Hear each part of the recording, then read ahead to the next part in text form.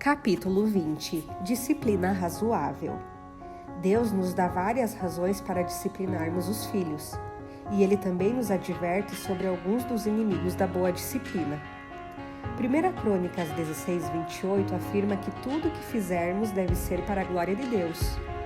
Deus diz em sua palavra que não irá partilhar a sua glória com homem algum, e como resultado, quando fizermos coisas para Ele, devemos cuidar para atribuir-lhe a glória. À medida que o Senhor começa a fazer operar esses princípios em sua vida e você passa a ver as transformações produzidas, Deus deve receber a glória e não Shirley Price. Ouvi muitas mulheres dizerem: Shirley Price disse. Por favor, não faça isso. Diga: Deus me disse. E quando estiver falando com outras pessoas, não use sequer meu nome. Por favor, não cite meu nome quando estiver ajudando outra pessoa. Faça tudo para a glória de Deus. Shirley Price não precisa ser glorificada.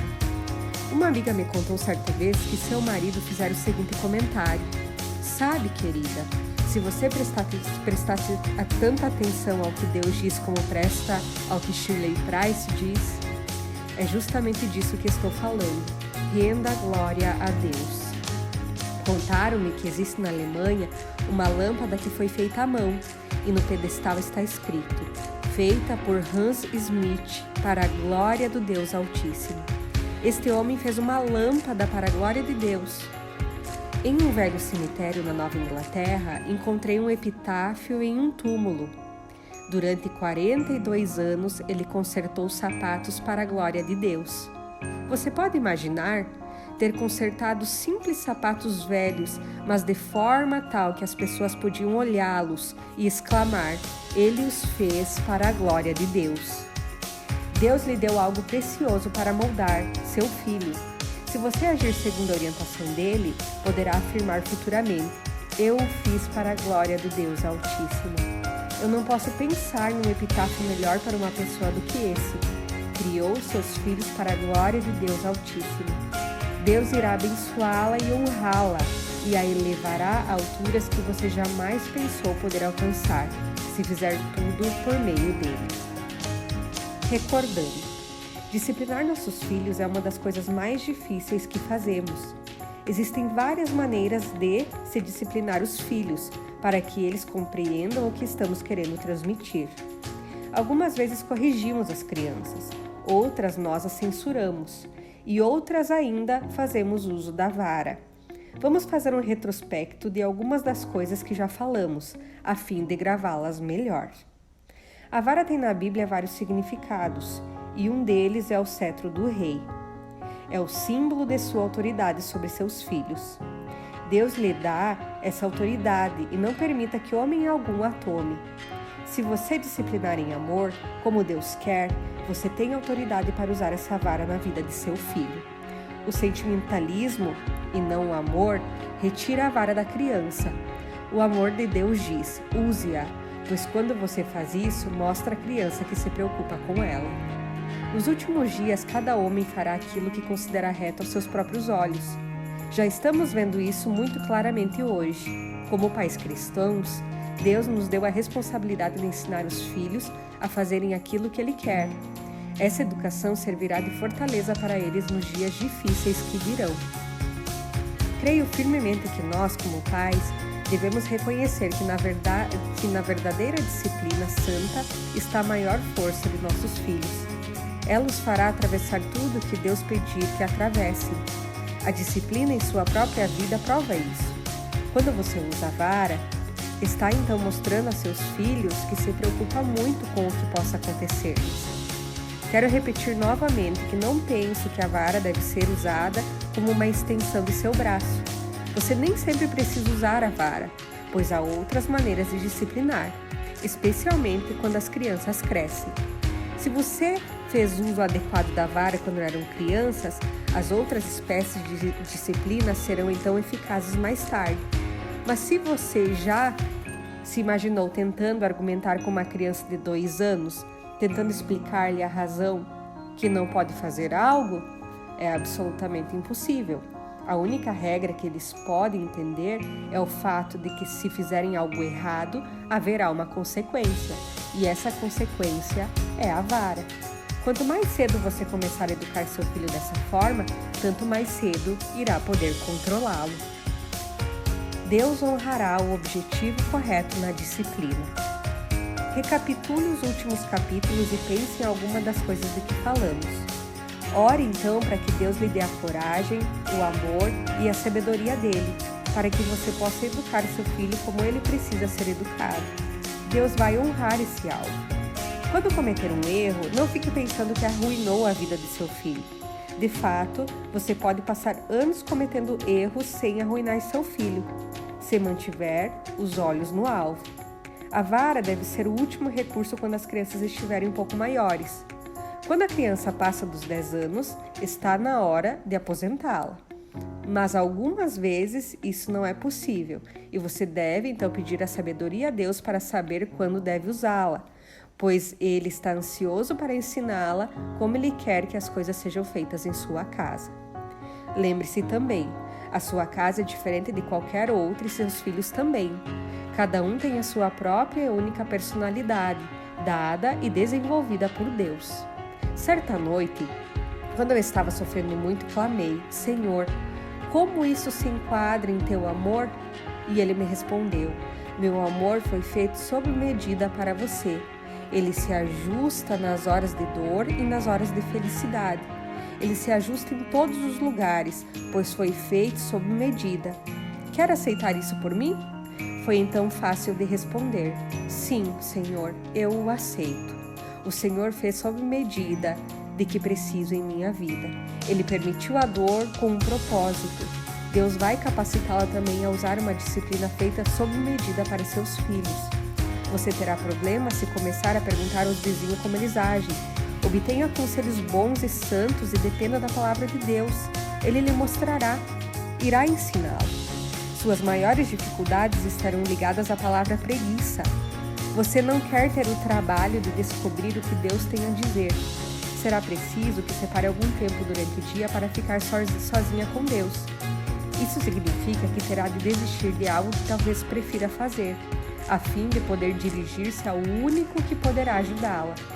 Em lugar de correr para a casa da vizinha, tomar café com ela e ficar sabendo de um monte de porção de novidades inúteis, por que não fica sentada quieta diante do Senhor e lhe diz: Senhor, por favor, ajude-me. Ele lhe mostrará o que deve fazer, porque a ama. É o mandamento de Deus e não a nossa própria vontade que nos apoia quando usamos a vara, corrigimos e reprovamos nossos filhos. Ele não sugeriu que disciplinássemos nossos filhos, ele nos ordenou, declarando: se querem bons resultados, façam isso. Quando estiver disciplinando seus filhos, obedeça a Deus como você mesmo deseja ser obedecido em seu lar. Talvez sua filha não obedeça até que você perca a paciência e diga: Ana Maria Melo. Quando ela ouve essas palavras, sabe que esta é a hora de obedecer. Mas não obedece até chegar ao ponto em que você está quase perdendo a paciência e fazendo uso dos 3 nomes. Você começa dizendo o que ela deve fazer, usando apenas o seu primeiro nome. Ana, vá arrumar a cama. Depois diz com a voz um pouco mais aguda: Ana Maria, faça o favor de arrumar a sua cama. Naturalmente, Ana Maria não vai reagir, porque ainda não ouviu Ana Maria Melo. Entendeu o que eu quero dizer? Se quiser poupar-se horas de tensão nervosa, treine uma sequência curta. Se já treinou uma sequência longa, será preciso sentar-se com sua filha e discutir a nova ordem. A primeira vez que discuti esse assunto com minha classe, uma senhora que era minha vizinha estava presente. Ela tem 5 filhos e eles, na verdade, são os amores.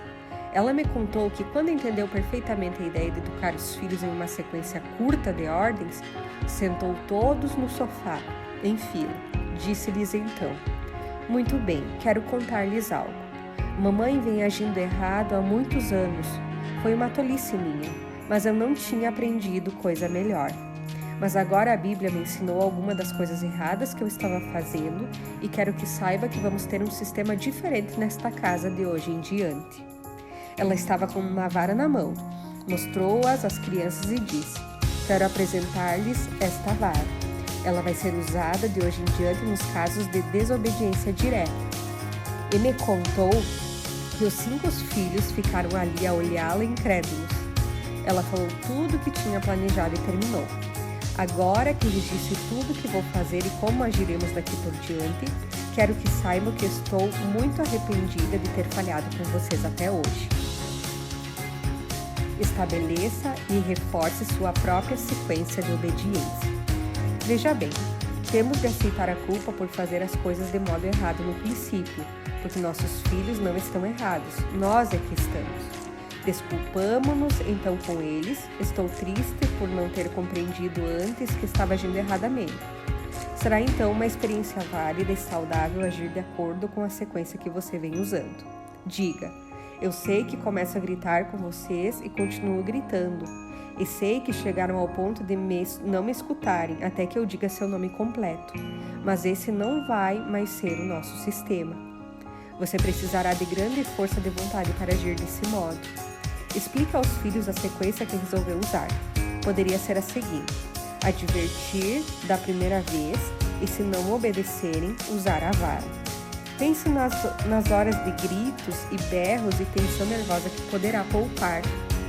No princípio, eles não vão ter a coragem nem sentir a necessidade de obedecer, mas detestam que você chegue ao ponto de explosão, porque não gostam de ser disciplinados.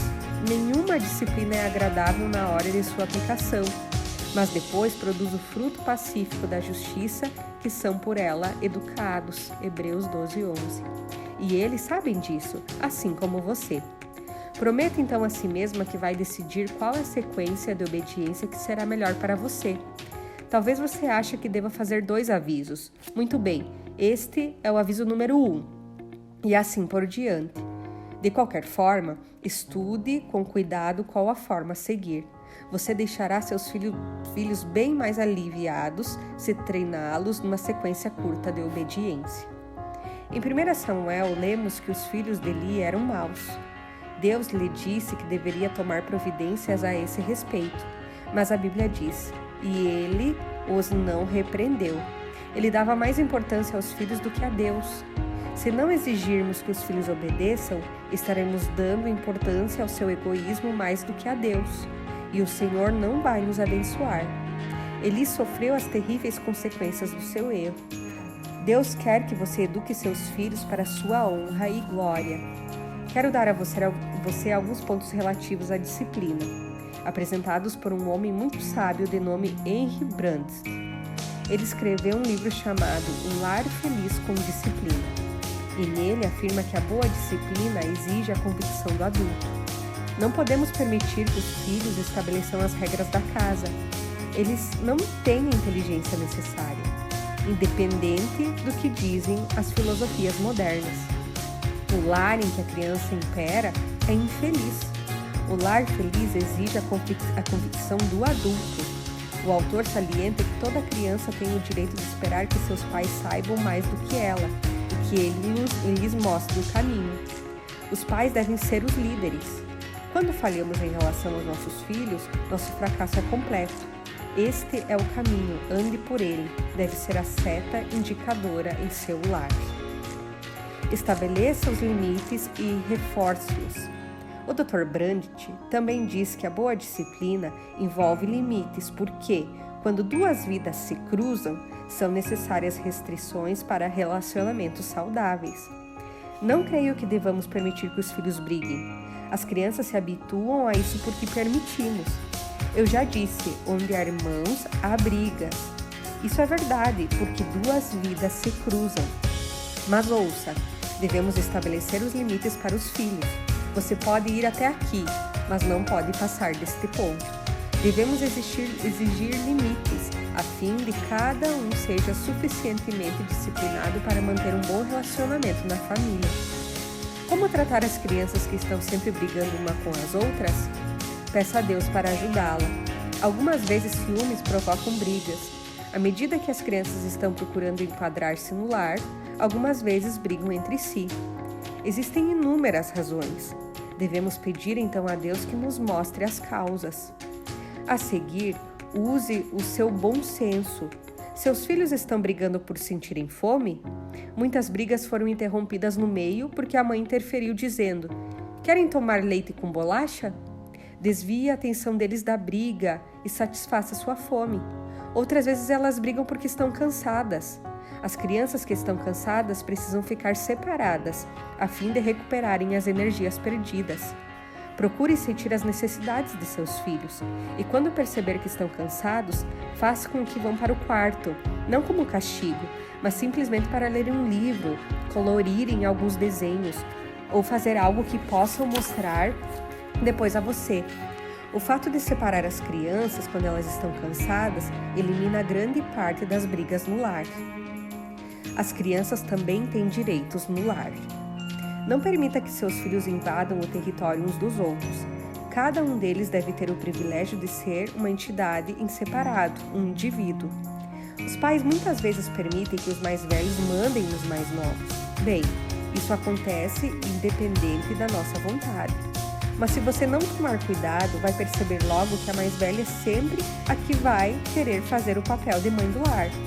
O que você precisa fazer é lembrar a ela que você é a mãe no seu lar e você é a pessoa que precisa assumir a grande responsabilidade no lar. Não deixe que ela sinta que está fazendo algo terrivelmente errado, mas ajude a compreender que não está ainda preparada para assumir a responsabilidade dos irmãos mais moços. Mostre então a ela que você está disposta a assumir sua responsabilidade. Pode ser que ela tenha começado a dar ordens aos outros porque você não tem executado muito bem a sua parte. Lembre-se de que a vida dos filhos, os limites e restrições devem ser obedecidos. Muitas vezes nossos filhos necessitam de ajuda em uma determinada situação.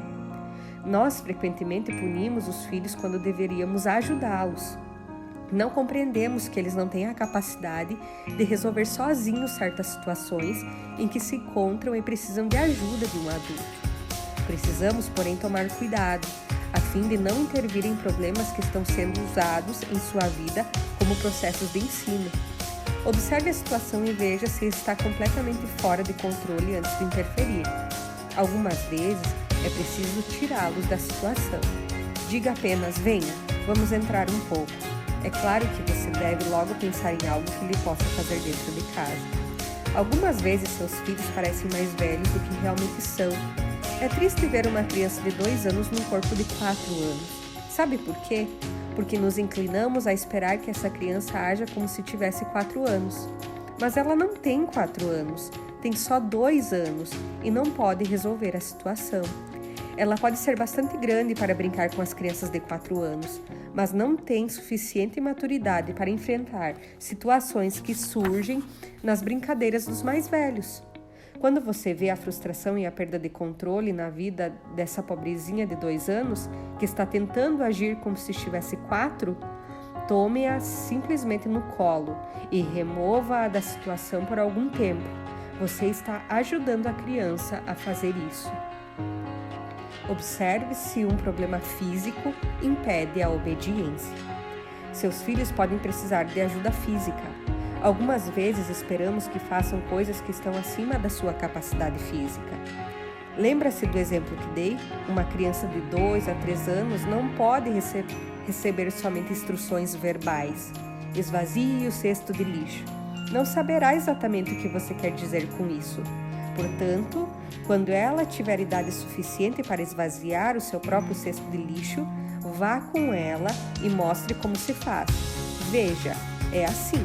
Levamos o cesto para o quintal e o esvaziamos, ou despejamos numa lata maior dentro de casa.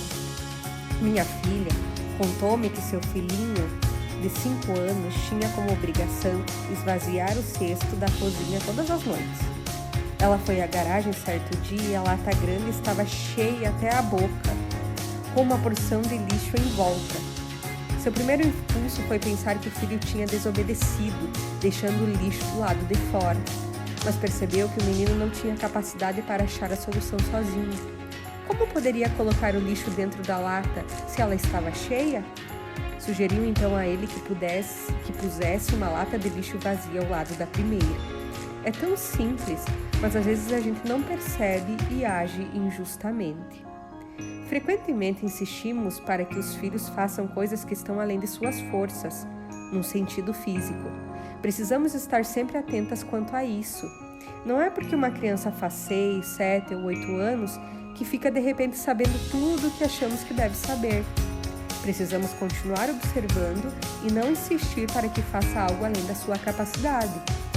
Certa mãe me contou que achava que a filha, ao começar a frequentar o jardim da infância, tinha idade suficiente para arrumar a cama, ou pelo menos puxar os lençóis.